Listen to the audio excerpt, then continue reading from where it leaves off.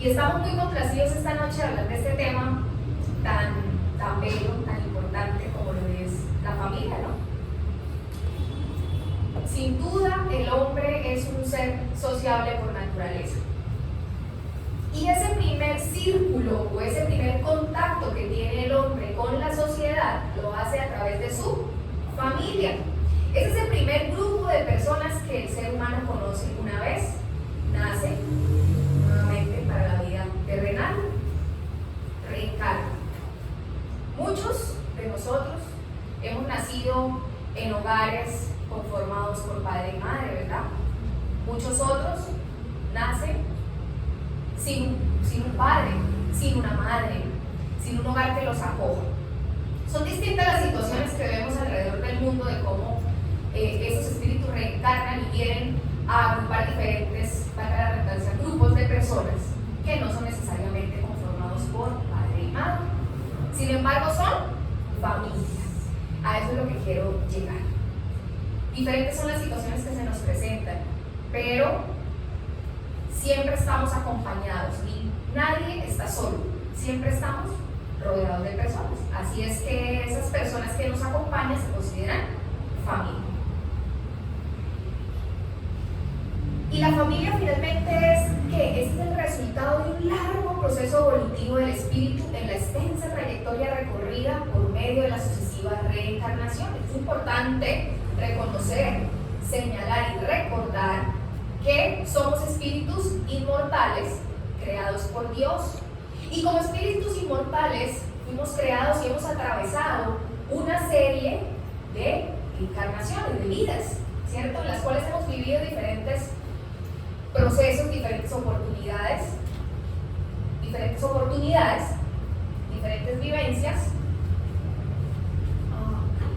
diferentes vivencias que nos han forjado lo que somos hoy, ¿verdad?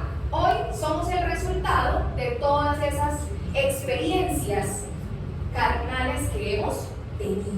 Es decir, que si queremos pensar en que habremos sido en una existencia pasada, simplemente debemos vernos quiénes somos hoy. ¿Cuáles son nuestras virtudes? ¿Cuáles son nuestras falencias? ¿Cuáles son esas cosas que debemos mejorar? Y ahí sabremos entonces en qué empezar a trabajar. Y entonces, como hemos atravesado varias vivencias y partiendo del principio de que el hombre no está solo y siempre estamos rodeados de familias, se crean ¿qué? Se crean unos lazos.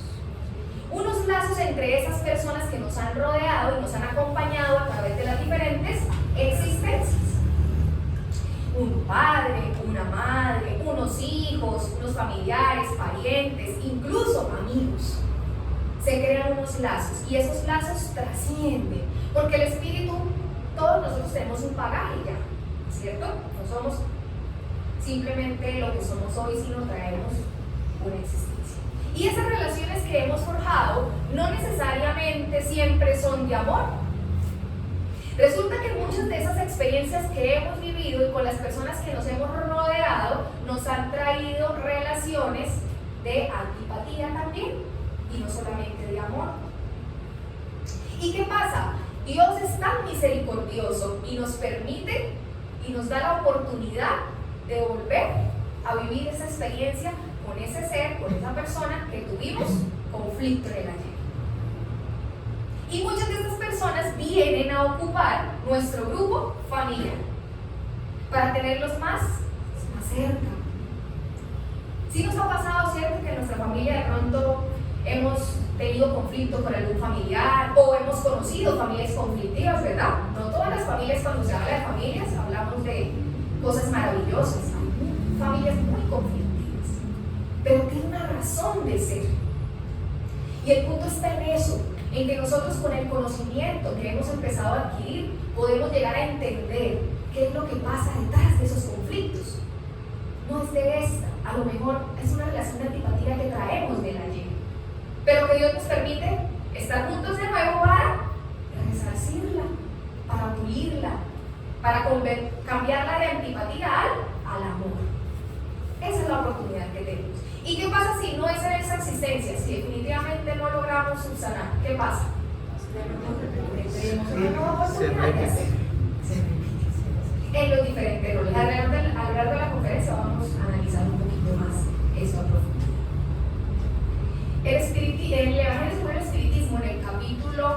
cuarto nos habla de los lazos de familia que hemos venido hablando. Los lazos de familia no son destruidos en modo alguno por la reencarnación, a diferencia de lo que de pronto se puede pensar. Por el contrario, estos lazos se fortalecen a partir de la reencarnación.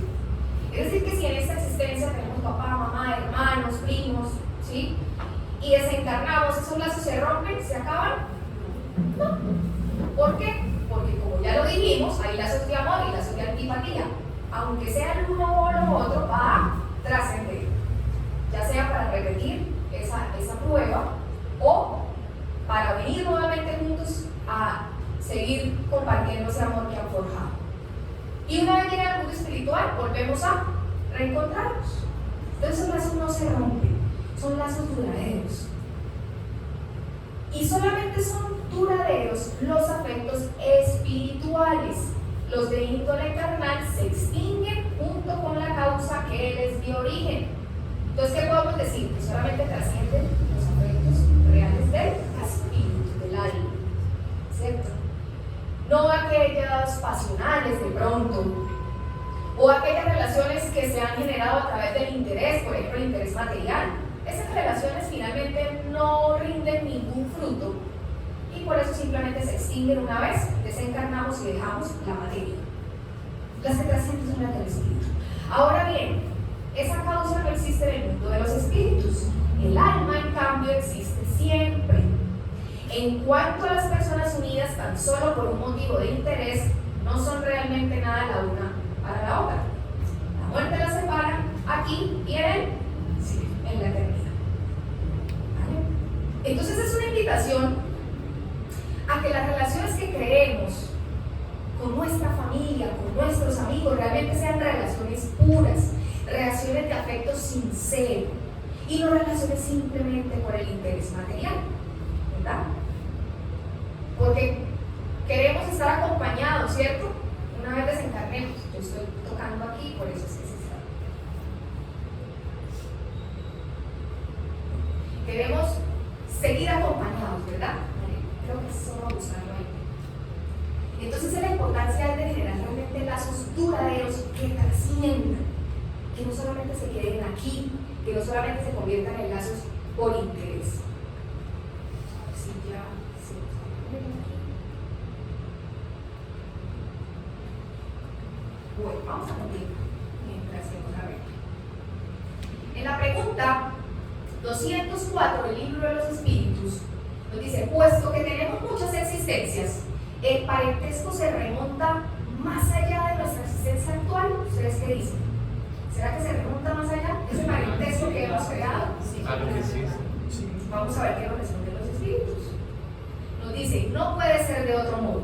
La sucesión de existencias corporales establece entre los espíritus lazos que se remontan a sus existencias anteriores, ¿sí? De ahí proceden con frecuencia las causas de simpatía entre algunos de nosotros o de antipatía. Entonces la reencarnación nos da la posibilidad de limar esas asperezas, nos da la posibilidad de sublimar el amor al contacto con esos seres que nos han rodeado siempre. Entonces es la importancia de realmente hacer conciencia. Conocemos los principios, los fundamentos del espiritismo, pero realmente los hemos interiorizado. Es la pregunta. Una vez los hayamos interiorizado y los tengamos no solamente en mente sino en corazón, podemos comprender un poco más y podemos esforzarnos a luchar por limar esas asperezas que tenemos con nuestros familiares, ¿cierto? Es un trabajo, no es algo fácil, no es algo de hoy, no es algo de mañana, porque a lo mejor venimos en varias existencias teniendo conflicto con esas personas. Entonces no va a ser algo de hoy para mañana, pero debemos empezar, porque si no, ¿qué pasa? Volvemos.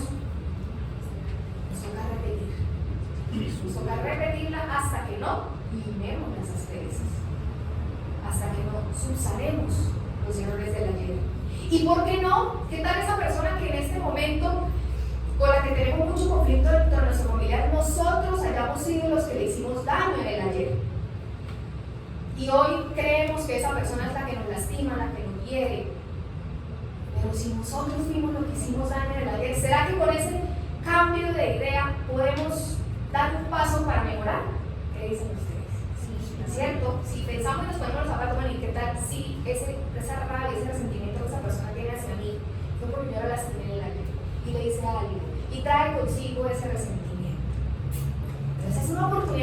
invitación grande a que trabajemos por mejorar.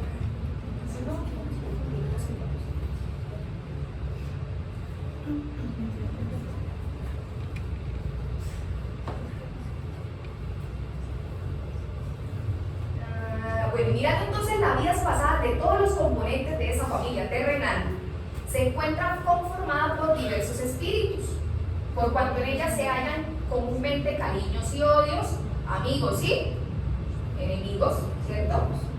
Y esa es la razón por la cual debemos limar esas asperezas. A pesar de ello, es necesario reconocer que el plan familiar evoluciona incesantemente para mejores aspectos de vivencias colectivas, bajo los dictámenes de un perfeccionamiento general, buscando siempre la valiosa elevación del alma. ¿La finalidad cuál es? ¿Alcanzar juntos?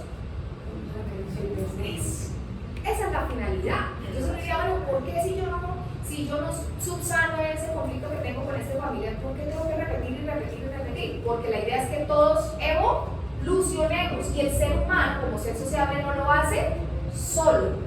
Para eso nos valemos de las personas que tenemos alrededor, inicialmente la familia, que son los más cercanos. Han escuchado a muchas personas que de pronto, buscando la elevación y el perfeccionamiento, buscan aislarse de la sociedad, ¿cierto? Y se van por allá para una montaña y se aíslan. Los ermitaños, ¿sí? Se van por ahí para la India y por allá a una montaña y no tienen contacto con nadie y duran años y años sin pronunciar una sola palabra, no hablan nada, absolutamente nada.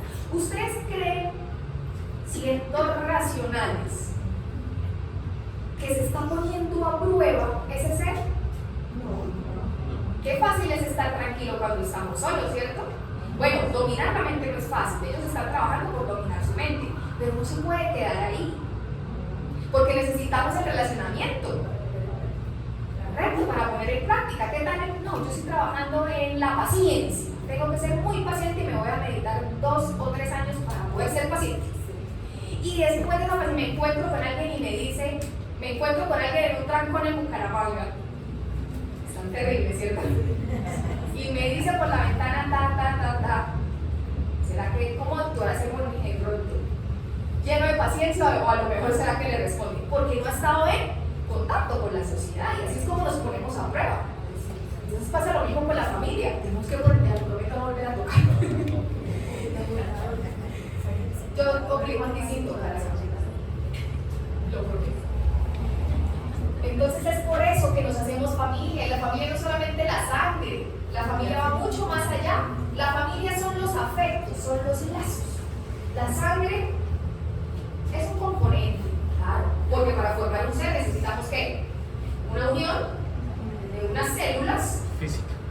Exacto, física, para que se consolide el cuerpo que va a ocupar esa alma, ese espíritu. Pero la familia va mucho más allá. ¿No? La familia espiritual también, nosotros, por ejemplo, estamos nosotros aquí hoy asistiendo a esta conferencia, nutriéndonos, reuniéndonos en pro de ¿qué? Del progreso, en pro de crecer y evolucionar. ¿Será que eso nos hace familia entonces? Si estamos juntos buscando el progreso, claro, nos hace familia. No una familia de sangre ni consanguínea, una familia espiritual. Por eso ustedes escuchan que decimos hermanos en Cristo, porque somos hijos del mismo Padre. Eso nos hace familia. Jesús lo dijera. ¿Quiénes son? ¿Quién es mi madre y quiénes son mis hermanos? Rompiendo así esos lazos consanguíneos y trascendiéndolos realmente a la familia espiritual. Jesús tuvo hermanos, y resulta que esos hermanos no compartían lo que Jesús hacía.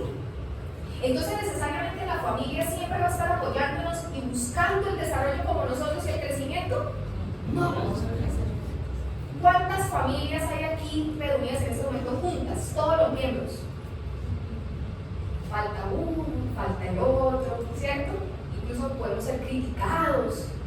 Usted ese sábado por allá, porque tienen reuniones familiares los sábados, y usted se va por allá y eso usted no. Usted es más llega que de esta familia, ¿cierto? Podemos recibir ataques de nuestros mismos familiares porque no están en el mismo momento. Jesús nos está tocando la puerta hace mucho tiempo, muchos años. Pero cada quien decide si le abre la puerta o se la cierra.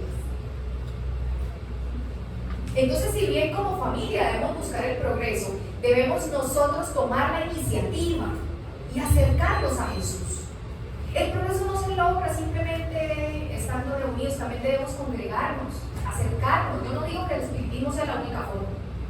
Acercarnos a Dios de la forma como la familia decida acercarse, pero realmente hacerlo. ¿Se han escuchado familia que ora unida?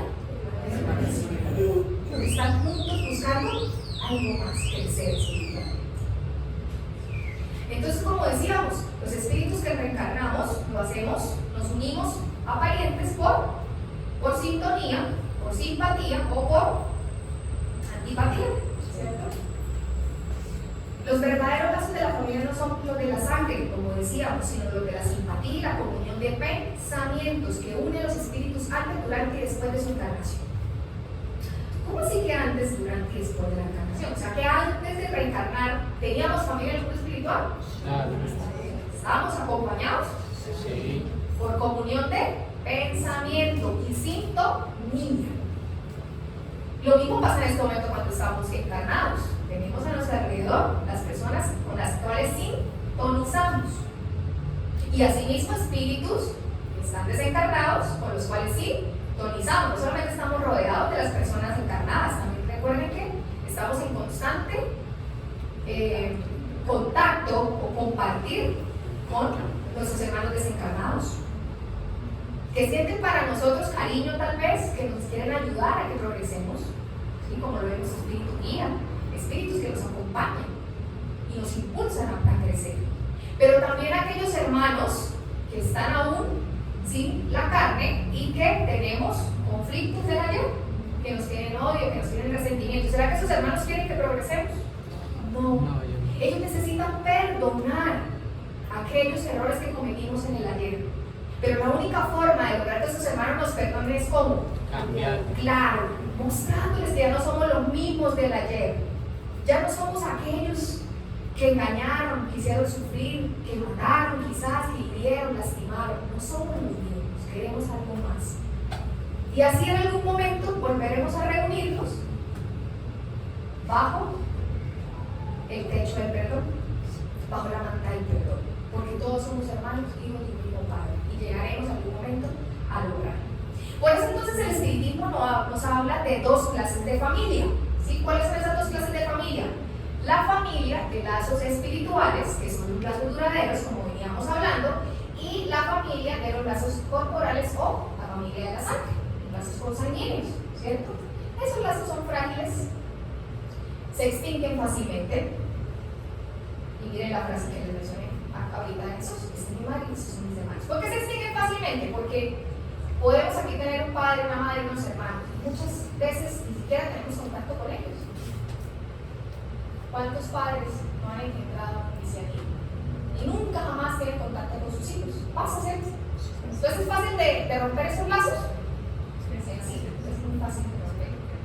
Bueno, eso no, con fácil no quiero decir que es fácil de que se rompan y es como si nada. No, es que un impacto grande. ¿Por qué? Porque pues, el espíritu viene y desde el mundo espiritual, desde el momento de la reencarnación, ha habido un proceso allá. Eso no es por acaso. Ninguna familia se da por acaso. Ningún espíritu viene al mundo porque sí. ¿Se han escuchado cuando dicen que ese embarazo fue un accidente? ¿Cierto que eso fue un accidente? Ningún accidente. Ningún espíritu viene a este mundo por accidente. No estaba Jesús en ¡ay! Se nos fue este espíritu, yo no me di cuenta. Eso sería un accidente. ¿Ustedes creen que eso es posible que pase? No, nunca jamás. Entonces, no hay acaso. Viene de esa manera porque alguno de los dos, padre, madre, con el que vaya a convivir, debe afrontar esa situación, que no es fácil, y vivirla de esa manera. Esa es la manera que tenía que pasar. Y vino así. Ahora, eso no quiere decir que entonces andemos por la vida, ¿cierto? Viviendo el sexo de manera desmedida, sin prever que esa es la forma en la cual traemos al mundo espíritus. Ay, no, pues como Dios proveerá, entonces que vengan los espíritus que tienen que venir. Esa no es la idea, esa no es lo que quiero decir. Simplemente que si alguien en este momento está en embarazo es porque Dios quiso que se fuera así, ¿ok? Y debemos trabajar por esa prueba y bueno, resarcir y mirar. Como les dije al comienzo, no todas las familias se forman de la misma forma. ¿Qué ideal sería, verdad? Que padre y madre tomaran la decisión de tener un hijo, lo recibieran en su seno y trabajaran con su crecimiento espiritual. Esa es la idea, pero no siempre pasa así. Así es que de las personas que tenemos a nuestro lado, cuidadores, padres, tíos, primos, la persona que esté con nosotros y haya estado con nosotros a lo largo de nuestra vida, tiene la misma responsabilidad que tienen nuestros padres. ¿Okay? Eso es súper importante. Nos dice el Evangelio según el Espiritismo: hay pues dos especies de familia, como lo decíamos, las de lazos espirituales y las de lazos corporales. Las primeras se fortalecen por la purificación y se perpetúan en el mundo de los espíritus a través de las distintas emigraciones del alma. Y las segundas, que son las corporales, se disuelven oralmente en la presente existencia. Aquí acaba, aquí termina. ¿Cómo lo menciono? En el libro Constelación Familiar de Eduardo Pereira Franco, un libro realmente hermoso, nos dice que la familia es la escuela de la evolución, donde se aprenden los deberes fundamentales para una vida feliz. Una vez conformada la familia, haya sido de la forma que haya sido, pero va a ser una familia. Recuerden que lo dijimos al comienzo, no necesariamente. Las personas que están a nuestro alrededor son nuestra familia, independientemente si son papá, mamá y hermanos.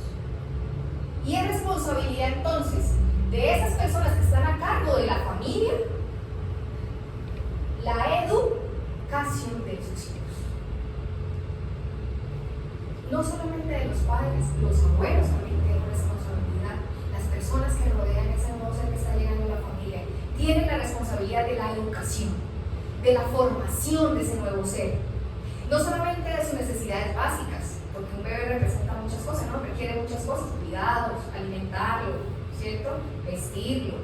Y hay muchos padres, lamentablemente, que se dedican toda su vida a satisfacer las necesidades materiales de los hijos, que son vestido, comida, techo, una educación formal, es decir, la que dan en las escuelas, en los colegios, en las universidades.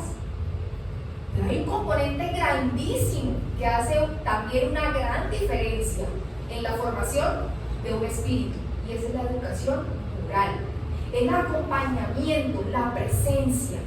Eso hace quizás mucho más peso que lo que puede hacer la educación formal, porque es la educación en valores, es lo que va a trascender. Los diplomas se van a quedar colgados en una pared.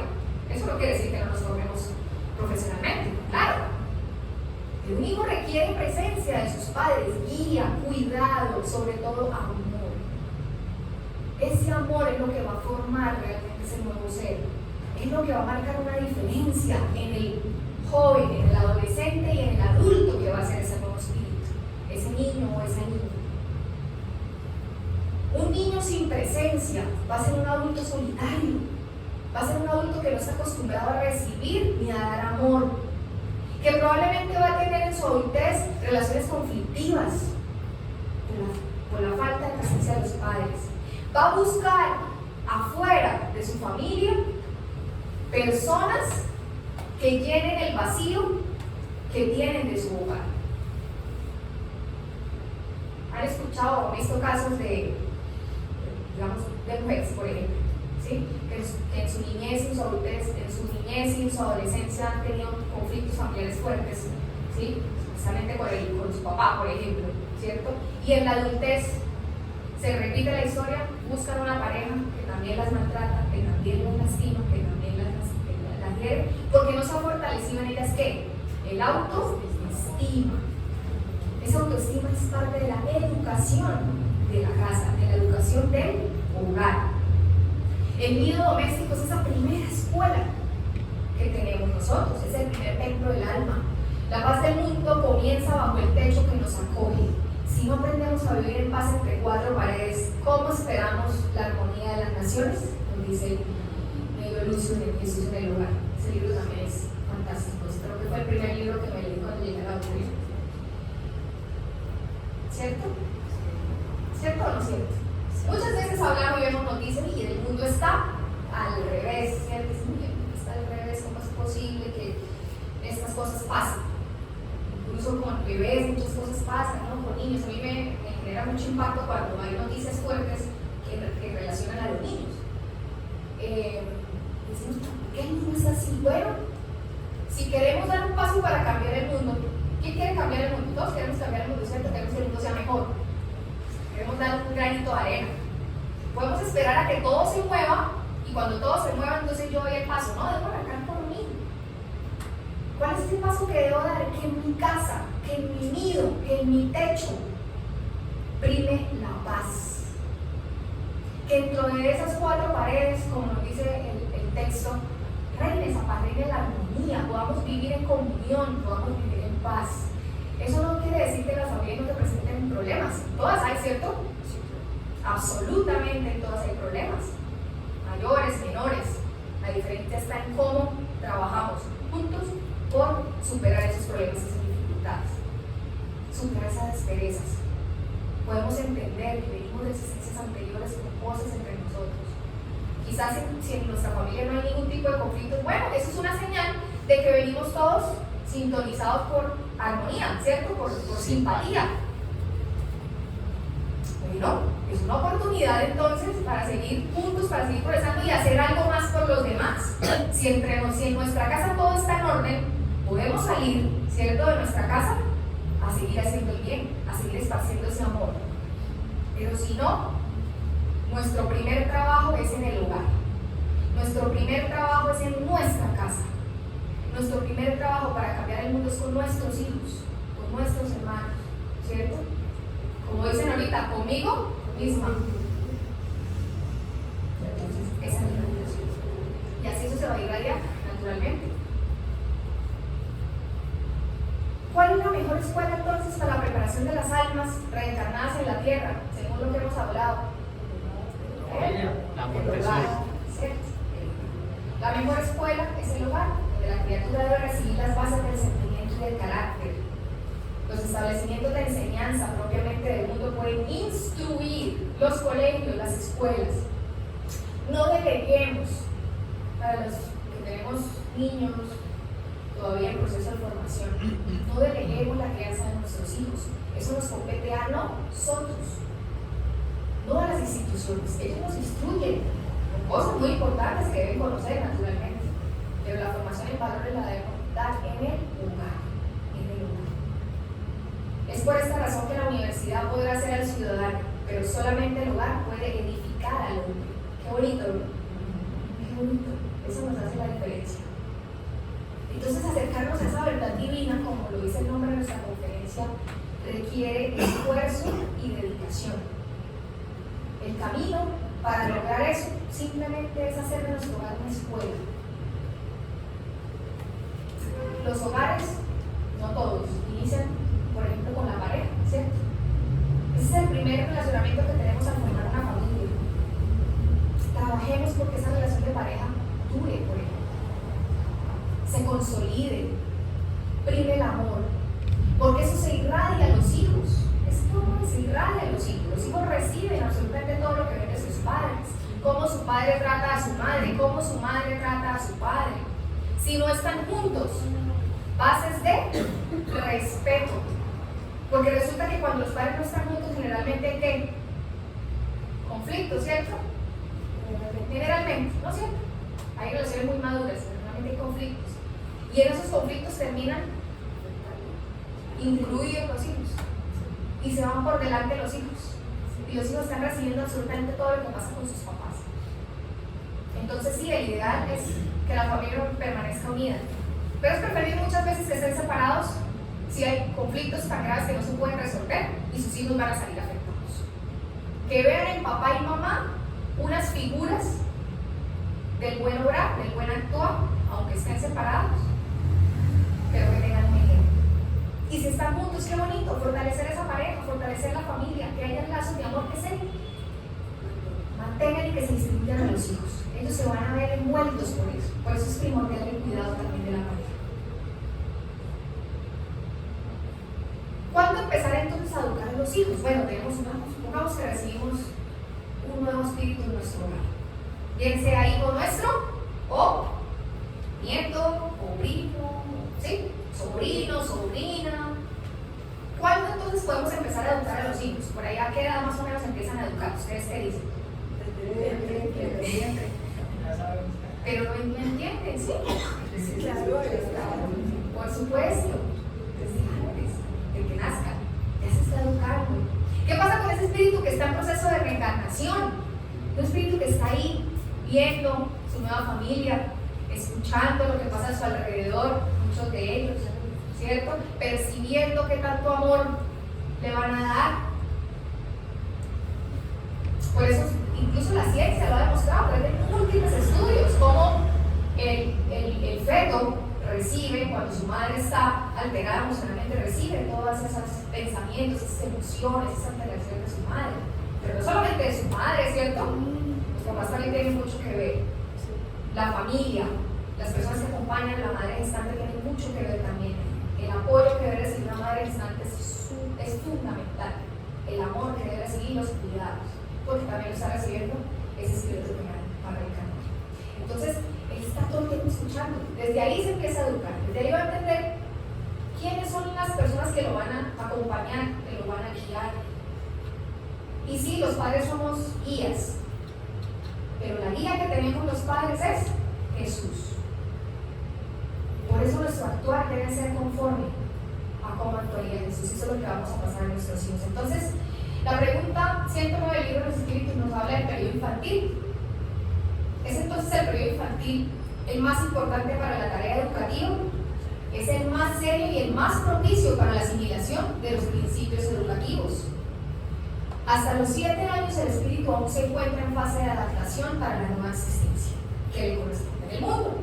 En esa edad aún no existe una integración completa y perfecta entre él y la materia orgánica. Quiere decir que todavía no se ha terminado de consolidar el proceso reencarnatorio, esa unión entre espíritu y el cuerpo y la materia como tal.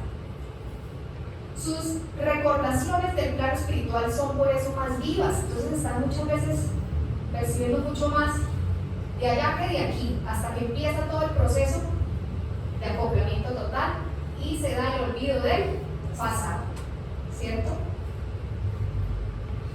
Tornándose más susceptible de renovar el carácter y establecer un nuevo camino, la consolidación de principios de responsabilidad, si encontraran los padres legítimos representantes del colegio familiar. Entonces, como hablamos, cada espíritu trae un bagaje, un conocimiento, unos errores que mitigar, ¿cierto? Unas virtudes también. El espíritu que reencarna, que es un bebé que uno ve solamente inspira ternura, es un espíritu que tiene muchos años. Y es nuestra tarea, y él lo dice ahí, hasta los 7 años, trabajar por formar ese carácter y educar a ese espíritu que está reencarnando en nuestro hogar. Porque ¿qué pasa? Después de los 7 años empieza a mostrar todo aquello que trae, ¿cierto? Incluso en la edad de la adolescencia muchas cosas se empiezan a notar de lo que traemos del ayer, de cómo fuimos en el ayer. No necesariamente negativo, muchas positivas.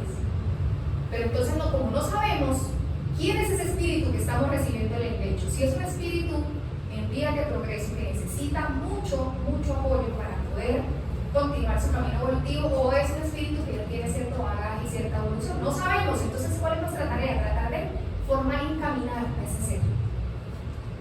Hasta los 7 años nos habla la doctrina y la ciencia también lo ha demostrado. Eso no quiere decir que ahí acabe la formación, ¿no? Somos madres y padres y cuidadores por siempre, incluso después de desencarnar, seguimos acompañando, seguimos cuidando. Pasada entonces la época infantil acreedora de toda la vigilancia y el cariño por parte de las energías paternales, los procesos de educación moral que forman el carácter se tornan más difíciles con la integración del espíritu en su mundo orgánico y material. Lo que hablábamos ahorita, ¿verdad? Y alcanzada la adultez, si la educación no se hubiera hecho en el hogar, entonces solo el proceso violento de las pruebas de la vida son las que se convierten en esas pruebas. Si no hubo en casa unas bases, la vida se va a encargar de educar. El único tema es que la vida a veces no educa con amor, sino con el dolor. nosotros, eso no quiere decir que porque eduquemos con amor y eduquemos con cariño y hagamos las cosas lo mejor que podamos, no vayan a enfrentarse los hijos a un mundo rudo, ¿no? Se van a enfrentar, pero van a tener herramientas de dónde tomar y echar mano para poder superarlas. Entonces, las bases las damos en el hogar. La prueba se presentará, pero nosotros damos las herramientas. Porque el alma reencarnada habrá retomado todo su patrimonio nocivo del pasado y reincidirá en las mismas caídas si le faltó la luz interior de los sagrados principios educativos. Entonces, qué responsabilidad, ¿verdad? Como padres, como cuidadores, como acompañantes desde la infancia, tenemos una responsabilidad muy grande. Esas almas están llegando, esos espíritus que están reencarnando van a ser adultos y son los que van a quedar aquí cuando nosotros ya no estemos. Entonces es la única forma de que el mundo cambie, de que las cosas se regeneren con las siguientes generaciones. En la pregunta 112 nos dice entonces cómo renovar los procesos de educación para la mejoría del mundo. Sin duda alguna, a través de métodos que deben mejorarse, pero la escuela educativa del hogar solo posee una fuente de renovación que es el Evangelio. Es el Evangelio. Si no lo tenemos en nuestro hogar, debemos tenerlo. Debemos comprar y llevarlo a nuestro hogar. Ahí está. Ahí está todo el compilado de la educación moral que necesita nuestra familia. Que necesitamos primero nosotros y luego poderlo divulgar a nuestra familia. Es ahí donde están las enseñanzas del modelo que Dios nos entregara, que fue Jesús, nuestro modelo y guía. Esa personalidad excelsa, como lo mencioné, la personalidad excelsa de Cristo. Y lo tenemos al alcance de nuestra mano. Siempre lo hemos tenido ahí. Pero ¿qué pasa? Estamos en un mundo material que nos hace irnos por otros caminos, ¿cierto? De alejarnos. Nosotros somos los que tomamos la decisión de alejarnos o de acercarnos a la divinidad. Y a veces la familia, como lo mencionábamos al comienzo, no es que ayude mucho. A veces ayudan mucho, a veces no tanto. Pero la decisión es individual. Individual. Porque cuando desencarnemos, nos enfrentaremos a nosotros mismos, ¿cierto? Y veremos qué hicimos nosotros. Y no voy a llegar a un espiritual. No, imagínense que es que mi familia no creía, entonces yo no fui por allá porque pues. ¿Qué hiciste tú? ¿Tú qué hiciste por mejorar? Pedimos a tus familiares, a tus amigos, a tu entorno, a tu círculo social para que te ayudaran. Y ayudar no me refiero solamente a que lo impulsara a uno a ser mejor, sino también a través de las pruebas. Porque a través de los conflictos también nos ayudan, ¿cierto? Cuando hay conflicto con alguien también nos están ayudando, porque nos están retando a ser mejores. Entonces, de una u otra forma nos están ayudando este círculo social que tenemos. Sintámonos agradecidos y bendecidos por la familia que tenemos. Y hagamos la parte de todo esto. Parte del camino a la verdad divina, ese camino con Jesús. No va a ser fácil quizás si nuestros familiares no son muy abiertos. No va a ser fácil. En mi familia, por ejemplo, nadie viene al centro espírita. Alguna vez vienen de vez en cuando, se van, pero no tengo afán de traerlo de las personas no al centro espírita. Llegarán en el momento que tengan que llegar, si han de llegar en esa existencia, si no, en algún momento pasa. Pero yo no puedo por eso, entonces no, es que con mi familia no ando, yo me quedo en la casa mejor y yo para el centro espírita. No, es mi responsabilidad estar aquí y es mi deber con mi evolución. El espírita entonces, pero el espiritismo nos da a nosotros una visión distinta de todo este tema de la familia. Nos hace ver las cosas de una manera totalmente diferente. De hecho, nos libera de mucha carga que podemos tener, porque nos hace comprender que eso que estoy viviendo es por una razón y que es un peldaño o es un obstáculo que lo podemos convertir en peldaño para evolucionar, ¿sí? Es esa visión. Y el espírita debe ver entonces en la familia un grupo que le fue dado en custodia. ¿Para qué? Para el cual tiene muchos deberes a cumplir y muchos sacrificios a realizar. Así debemos ver la familia. Es un grupo que se nos ha dado, es un regalo que se nos ha dado, independientemente de cómo haya sido nuestra familia y cómo haya sido conformada también. ¿No? Debemos comprender la voluntad de Dios y debemos confiar más en la voluntad de Dios. Eso nos cuesta cuesta de una manera impresionante porque somos muy dados a confiar más en nosotros, ¿cierto? Confiamos más en nosotros que en la voluntad de Dios. Y eso, pues, nos carga, porque sentimos el peso en los hombros todo el tiempo. Cuando cedemos a la voluntad de Dios, el peso se libera ese carga, se suelta, nos sentimos más libres. Porque ya sabemos que no todo lo podemos manejar, lo podemos controlar. Eso hace parte del mismo egoísmo del ser humano, de creer que todo lo podemos hacer, todo lo podemos. Pero no, hay una voluntad. Eso no quiere decir que no, entonces como hay la voluntad de Dios me quedo con los brazos cruzados. No, hay que tener fe, una fe activa, una fe en búsqueda siempre de la mejoría, pero aceptando con resignación las pruebas que se nos puedan presentar. Porque tenemos de la mano a Jesús que siempre ha estado con nosotros y nos soporta. Esa carga que sentimos tan pesada es la carga que tenemos que cargar. Y a nadie se nos entrega una carga más pesada de la que podemos soportar. Y estoy segura que Jesús está soportando el 80% del peso de esa carga. Y nada más tenemos que cargar un pedacito y nos sentimos que ya no podemos más. Y Él nos dice, entrégamela, que yo la puedo cargar por ti. Y decimos, no, yo la cargo, yo soy más fuerte. Y ahí es donde sufrimos, encontramos el sufrimiento y nos quedamos en el sufrimiento. Están reencarnando en este momento espíritus con un bagaje muy grande, con mayor evolución, con el fin de ayudar en todo este proceso de transición. El planeta está pasando por un proceso de transición, de pasar de un mundo de expiación y pruebas a un mundo de regeneración. Eso es una transición, eso va a tardar, estamos en proceso. Y para ayudar a que ese planeta trascienda, están enviando espíritus que ayuden en ese proceso, espíritus de mayor evolución, de Alcione, por ejemplo. ¿Sí? Y hay un lugar en el mundo espiritual que se llama Santuario de la Esperanza, donde se ha empezado ahí este proceso de la reencarnación de estos espíritus, porque eso tiene un proceso, mejor dicho, eso no es voy a reencarnar y ya de una voy a ocupar este cuerpo que es muy denso, por decirlo de alguna manera, ¿cierto? Que ya les han superado todo esto que nosotros estamos viviendo, están en un nivel evolutivo mayor y por amor están decidiendo venir a ayudarnos, a cogernos de la mano y ayudarnos. Vamos todos juntos y vamos a crecer, y vamos a hacer un planeta de regeneración. Pero eso es un proceso y eso lo están realizando ahí en este lugar, en el mundo espiritual.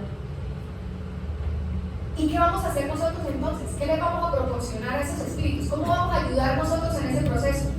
No sabemos.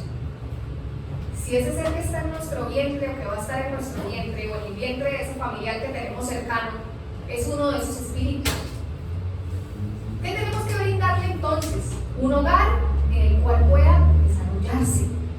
Una estructura de un hogar de armonía, de paz, de amor, para que pueda realmente venir a hacer lo que tiene que hacer. Porque ¿qué pasa? Esos espíritus, como les dije, tienen una evolución mayor.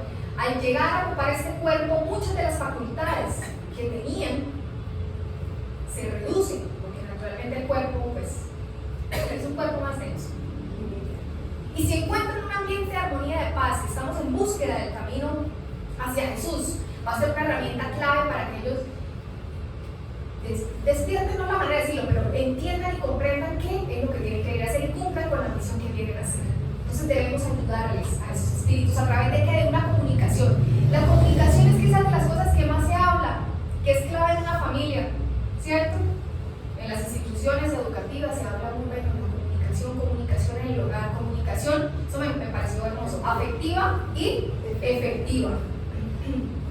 Hermoso, muy profundo. ¿Qué tanto nos comunicamos en casa? Una pregunta. Hermanas, que mis hijos están muy chiquitos, yo todavía no. ¿Se acuerdan desde el vientre estamos formados? Y cuando están adolescentes, no, es que no quiere hablar conmigo, ¿cierto? Y se aíslan y no quieren. Tenemos que procurar esos espacios en los cuales la comunicación se dé. Estar en constante comunicación hace que nos podamos transmitir las necesidades los unos a los otros. los sentimientos, los pensamientos. Y como cuidadores y padres, al conocer cuáles son las necesidades de nuestros hijos, no solamente fisiológicas, sino a nivel afectivo, vamos a poder ayudarles. Es la única manera. Muchas veces se comunica más con los amigos, ¿cierto?, que con la misma familia. ¿Por qué? Porque está buscando afuera lo que no hay en la casa, porque no hay espacios de comunicación, no hay espacios de relacionamiento. Entonces se busca afuera, y ese no es el ideal. Brindemos esos espacios de comunicación en la familia. Nos vamos a ahorrar, como padres y cuidadores, muchos conflictos. Y vamos a ahorrarles a nuestros hijos muchos conflictos. Porque los consejos de los amigos, ya sabemos que no son los mejores. Pueden direccionarles mal. Entonces es nuestro deber ayudarles. Estar ahí dispuestos.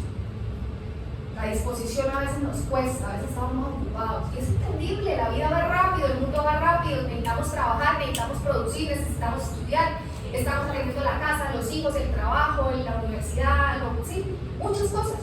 El centro espírita también, bueno, tenemos muchas ocupaciones, pero ¿cuál es nuestra prioridad? Saquemos diariamente un momento, busquemos la forma en la que ellos se sientan cómodos y a gusto de hablar con nosotros. Ya sea, no sé, saliendo a comerse un helado, qué sé yo. Hay tantas formas de buscar espacios de esparcimiento y de comunicación. Y que no sean, bueno, a ver, cuéntame qué sé. Ya, estamos en el celular, ¿cierto? Pero dígame, ¿qué es lo que le pasa? Sí, estamos en el celular. Entonces abramos, realmente que sea sincero y genuino. Juana de Ángeles en el libro Adolescencia y Vida nos afirma: el único antídoto para el mal que se agrava y se irradia en el contagio pernicioso es la educación. Volvemos a la misma palabra, educación. Consideremos por tanto que la educación es el sentido global, es aquella que va más allá de los compendios escolares. No es la institución, es la que reúne los valores éticos de la familia, de la sociedad y de la religión. No de la religión convencional, sino la que posee los fundamentos científicos y filosóficos encuadrados en la moral vivida y enseñada por Jesús. Ese último pedacito. La religión que posee los fundamentos científicos, filosóficos, encuadrados en la moral. ¿Eso se traduce en qué? ¿Es? El espiritismo nos ofrece eso. El espiritismo nos ofrece la visión científica, la visión filosófica y, por supuesto, todo eso enmarcado en la moral de Jesús. ¿Será que tenemos una herramienta valiosa en nuestras manos? Sí, pero a veces nos cuesta realmente interiorizarla. La tenemos ahí al alcance de nuestra mano, al alcance de un sábado asistir a una conferencia, pero realmente lo comprendemos. El impacto que puede tener, yo le decía a Johnny, le he dicho en varias ocasiones, le he dicho, tan chévere que tú naciste en un hogar espírita, y le he dicho. O sea, yo pienso que uno, claro, si conoce el espiritismo, pues se ahorra unos dolores de cabeza, ¿cierto? Que tiene uno de pronto en su adolescencia o en su niñez cuando uno no conoce a Jesús, porque nunca en su casa se habló de eso, se asistía a misa simplemente como algo esporádico cuando había un bautizo y nos invitaban, íbamos a misa, de resto no había ningún tipo de relacionamiento con la religión o con la espiritualidad de alguna forma, ¿sí? No había eso. Y bueno, pero a cada uno le llega el momento que tiene que llegar, ¿cierto? Esa es la conclusión a la que yo llego. Pero bueno, qué chévere que nuestros hijos puedan tenerla, porque se van a ahorrar muchos dolores de cabeza al comprender eso. Y aún así tenemos esos momentos. Y aún así tenemos, claro, tener el espiritismo al lado no es sinónimo de que nada nos va a pasar, pero por lo menos hay el conocimiento y tenemos herramientas. Yo pienso que la clave son las herramientas que tenemos a nuestras manos, a nuestro alcance. Cuando uno pasa por sufrimientos o por situaciones y no tiene la espiritualidad inculcada, es muy difícil de llevar, porque ¿a qué te aferras? ¿A qué te aferras cuando estás en situaciones difíciles y no tienes a la mano herramientas? A la calle, a los amigos, a los vicios, ¿cierto? Ahí es donde se caen los vicios, porque es lo único que nos da tranquilidad, entre comillas, ¿cierto? Entonces las herramientas son supremamente claras y la educación en el hogar. fundamental el Evangelio. Cuando el Evangelio penetra en el hogar, el corazón abre más fácilmente la puerta al Maestro Divino. Hagamos Evangelio en el hogar. Si no lo tenemos, ahí atrás no pueden tener. Seleccionemos un día a la semana en la cual nos reunamos en familia y vamos a hacer el Evangelio. Eso me parece un hábito hermoso. Es comunión de pensamiento, ¿verdad? Todos sintonizados en lo mismo. Hay herramientas como estas, el Evangelio en el hogar. El hábito de la oración. ¿Cuántos tenemos el hábito de orar diariamente? Orar realmente no es una oración recitada, sino una oración sentida. El ejercicio de la caridad también es una herramienta para acercarnos juntos como familia a esa verdad divina. ¿Qué tanto nos unimos en función de la caridad? Nos reunimos de pronto en diciembre y juntos vamos y entregamos regalos, comida a alguien, o eso en la familia eso no se ve. Esos son momentos de caridad. La caridad entre nosotros mismos, la caridad como la entendiera Jesús, la benevolencia, la indulgencia y el perdón entre nosotros mismos. Ahí estamos ejercitando la caridad. Es una herramienta para juntos acercarnos a la verdad divina. El tiempo de calidad, compartir con esos familiares. A veces no es fácil, podemos hacerlo. Miren que hay muchas relaciones conflictivas por falta de comunicación, porque no se comunican efectivamente. Cuando se empiezan a comunicar, bajan la guardia las dos partes y deciden tomar la decisión de mejorar una relación, no estoy hablando de pareja, entre padres, hijos, sobrinos, primos, abuelos, las cosas pueden mejorar. Pero el primer paso, ¿quién lo debe dar? Pues que tenemos la información, el conocimiento, momentos de diálogo y escucha. Entonces, estas son herramientas que quiero que nos llevemos en la noche de hoy para que trabajemos. Si no hay conflictos en el hogar, bueno, esto nos puede fortalecer aún más para que no se presenten. O si se presentan, podamos superarlo rápidamente, ¿verdad? Esta serie de valores se trabajan en familia. Se trabajan en familia. ¿Será que el amor se trabaja en familia?